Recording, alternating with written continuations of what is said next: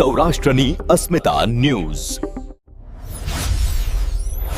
જેતપુર કોંગ્રેસમાં મોટો ભડકો. 46 વર્ષનો સાથ છૂટ્યો. માધાભાઈ વેગડાનું રાજીનામું. સ્થાનિક સ્વરાજની ચૂંટણીઓ પહેલા જ જેતપુર કોંગ્રેસમાં ભૂકંપ જેવી સ્થિતિ સર્જાય છે.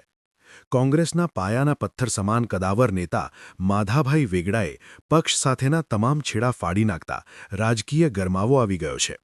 46 વર્ષની વફાદારીનો અંત. 1978થી કોંગ્રેસ સાથે જોડાયેલા નિષ્ઠાવાન કાર્યકરનું રાજીનામું. તાલુકા પ્રમુખ અને જિલ્લા પ્રમુખની કામગીરી સામે ઉઠાવ્યા સવાલ. નબળા ઉમેદવારોને પ્રાધાન્ય આપતા હોવાનો આક્ષેપ. ગુજરાત પ્રદેશ કોંગ્રેસ ડેલિગેટ સભ્યપદેથી આપ્યું રાજીનામું.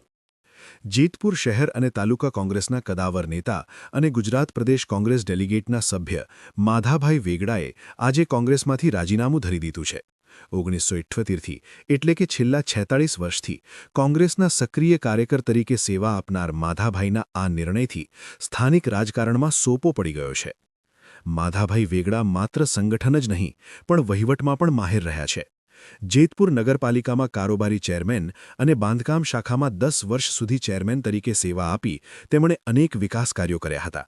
આવા પીઢ નેતાનું જવું એ કોંગ્રેસ માટે મોટી ખોટ સમાન મનાઈ રહ્યું છે. પોતાના રાજીનામા પાછળ માધાભાઈએ ગંભીર કારણો દર્શાવ્યા છે.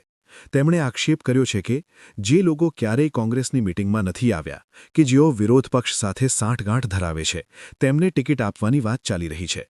રાજકોટ જિલ્લા પ્રમુખ દ્વારા સ્થાનિક ચૂંટણીઓ હોવા છતાં હજુ સુધી કોઈ મીટિંગ કે મુલાકાત લેવામાં આવી નથી. કોંગ્રેસ મૃતપાય.